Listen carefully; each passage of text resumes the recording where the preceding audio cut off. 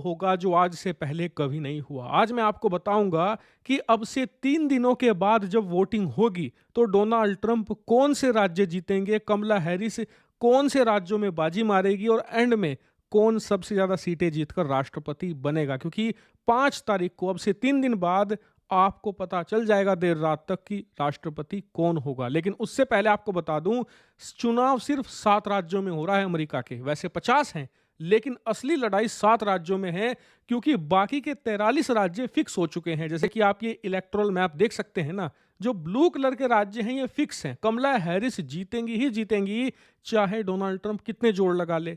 जो red colour के राज्य हैं ये डोनाल्ड ट्रंप जीत चुके हैं। कमला हैरिस चाहे कुछ भी कर ले, वो इन्हें फ्लिप नहीं कर सकती। इसीलिए लड़ाई है इन ग्रे कलर के राज्यों में, जिन्हें स्विंग स्टेट कहा जा रहा है। जैसे कि नेवादा, दूसरा राज्य एरिजोना, तीसरा विस्कॉन्सिन, चौथा मिशिगन, पांचवा पेंसिल्वेनिया, छठा नॉर्थ कैरोलिना और सातवां राज्य है जॉर्जिया। यहीं पर कांटे की लड़ाई है और मैं आपको बताऊंगा कि इन 7 में से कितने राज्य डोनाल्ड ट्रंप जीतकर राष्ट्रपति बन सकते हैं, या फिर कमला हैरिस कितने राज्यों में यहां पर कड़ी टक्कर देकर डोनाल्ड ट्रंप को हराने की कोशिश कर रही है। तो खैर, इसी के साथ चलिए वीडियो की शुरुआत करते हैं। एक एक राज्य लेकर हम चलेंगे और देखेंगे कहां पर कौन मजबूत है। करते हैं अमेरिका की फेमस ब्लू वॉल से। दरअसल ये जो ऊपर के 3 राज्य हैं, ये अमेरिका की ब्लू वॉल कही जाती है। मिनेसोटा, विस्कॉन्सिन और मिशिगन, इन तीनों राज्यों में ज्यादातर जीतते आए हैं अब तक डेमोक्रेटिक पार्टी, यानी कि कमला हैरिस की पार्टी। और इस समय स्थिति ये है कि जो ये फ्लिप स्टेट है ना, विस्कॉन्सिन, जिस पर सबकी नजरें हैं, यहां पर हम बात करें पिछले चुनाव की 2020 की, तो जो बाइडेन यहां पर मात्र 20,608 वोट से जीते थे, यानी कि उनके पास 0.7% पॉइंट का एडवांटेज था। लेकिन इस बार कहा जा रहा है कि यहां पर हैरिस के पास लीड और कम हो गई है। कमला हैरिस की पार्टी इस समय ट्रंप के मुकाबले 0.6% की यहां पर बढ़त बनाए हुए है, यानी करीबन 15-16 हजार वोटों का ही अंतर है। लेकिन फिलहाल कमला हैरिस यहां पर आगे है, इसलिए हम मानेंगे कि फिलहाल कमला हैरिस इसे जीतेंगी। अगले राज्य की तरफ बात चलते हैं, यह है मिशिगन। 2020 में जो बाइडेन जीते थे इसे करीबन 1.5 लाख वोट से, और इस बार भी करीबन 1% का एडवांटेज है कमला हैरिस के पास। तो यानी कि कमला हैरिस इसे भी जीत रही हैं। अब आ जाते हैं पेंसिल्वेनिया पर, जहां पर लड़ाई सबसे जबरदस्त है। दरअसल पेंसिल्वेनिया में 2020 के चुनाव में जो बाइडेन 81,000 वोट से जीते थे, लेकिन इस बार यहां पर बढ़त है ट्रंप के पास, वो भी 0.8 वोट की। यानी कि जितनी बढ़त विस्कॉन्सिन में हैरिस के पास है, उतनी ही बढ़त पेंसिल्वेनिया में डोनाल्ड ट्रंप के पास है। इसीलिए फिलहाल डोनाल्ड ट्रंप इसे जीतते दिख रहे हैं। बात करें नॉर्थ कैरोलिना की, तो यहां पर डोनाल्ड ट्रंप जीते थे पिछली बार, यानी करीबन 1.3% के वोट से, 74,000 के मत से वो जीत गए थे ये राज्य। और इस बार उनके पास बढ़त और हो गई है, करीबन 1.5% की बढ़त है, यानी कि ट्रंप ही जीतेंगे ये राज्य। और बात करें अगले राज्य जॉर्जिया की, तो 2020 में जो बाइडेन ने रिपब्लिकन पार्टी यानी कि ट्रंप की पार्टी से ये राज्य छीन लिया था, और वो करीबन 11,000 वोटों से जीते थे। इससे आप अंदाजा लगाइए कि कितना क्लोज यहां पर होता है इलेक्शन, और यहां पर ब्लैक वोट ज्यादा है, इसीलिए यहां पर ब्लैक वर्सेस व्हाइट वोट की लड़ाई होती है।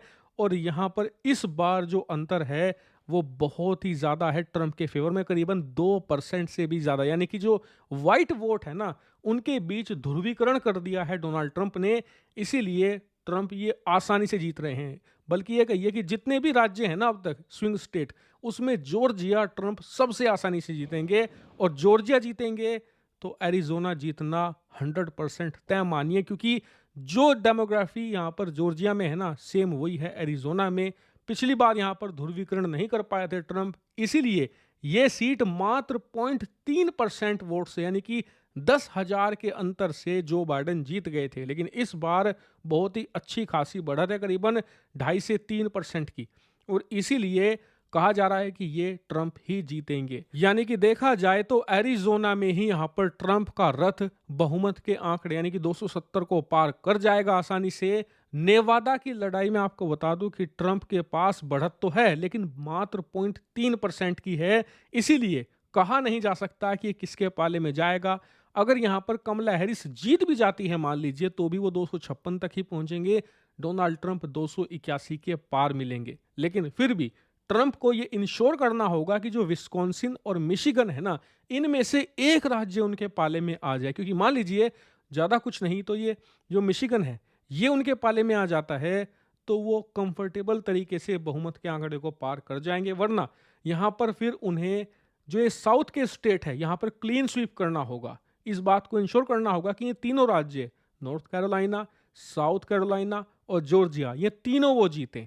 अगर वो यहाँ पर नहीं जीत पाते हैं, लेकिन अगर एक भी राज्य उन्होंने फ्लिप कर दिया तो ट्रंप का जीतना तय है। लेकिन मान लीजिए आप में से कई लोग होंगे जो कमला हैरिस के भी समर्थक होंगे। कमला हैरिस को अगर यहाँ पर राष्ट्रपति बनना है तो उन्हें क्या करना पड़ेगा? तो देखिए, अगर कमला हैरिस को राष्ट्रपति बनना है ना, तो सबसे पहले तो विस्कॉन्सिन तो ओबियसली और मिशिगन दोनों निकालने होंगे। यहाँ पर पेंसिल्वेनिया उन्हें निकालना पड़ेगा, जो कि बहुत मुश्किल लग रहा है इस समय। मेरे हिसाब से ट्रंप के पास 90,000 से ज़्यादा की लीड है पेंसिल्वेनिया में, जिसे पाटना महाभारत से कम नहीं। लेकिन अब पेंसिल्वेनिया उन्होंने जीत लिया तो फिर उनका राष्ट्रपति बनना तय है, क्योंकि फिर उन्हें इन 4 राज्यों में से मान लीजिए नेवादा उनके लिए सबसे आसान है, तो वो नेवादा जीतकर निकाल लेंगे। इसीलिए मतलब यहीं पर असली बैटल ग्राउंड है। और देखने वाली बात ये होगी कि राष्ट्रपति अब कौन बनेगा 3 दिनों के बाद। लेकिन फिलहाल जो मेरी प्रिडिक्शन है उसके अनुसार यहाँ पर जो मिशिगन या विस्कॉन्सिन है, इनमें से एक राज्य ट्रंप निकाल ही लेंगे। जहां तक मेरी प्रिडिक्शन है, विस्कॉन्सिन होगा यहाँ पर red, Pennsylvania red, north Carolina red, Georgia red, Arizona red और नेवादा होगा ब्लू और मिशिगन होगा ब्लू। ये मेरी फाइनल टैली है कि ट्रंप 290 से 300 के आसपास आपको झूलते दिखेंगे। कमला हैरिस का मेरा अनुमान फिलहाल ये है कि वो 250 भी पार नहीं कर पाएंगी और इसीलिए ट्रंप राष्ट्रपति बन जाएंगे। इस बात के पूरे पूरे चांस हैं। फिलहाल 3 दिनों के बाद देखते हैं कि मेरी प्रेडिक्शन कहाँ जाती है। आप कमेंट करके बताइए कि ट्रंप को यहाँ पर कितने डेलीगेट्स यानी कि कितनी सीटें मिलेंगी और क्या वो राष्ट्रपति बन पाएंगे।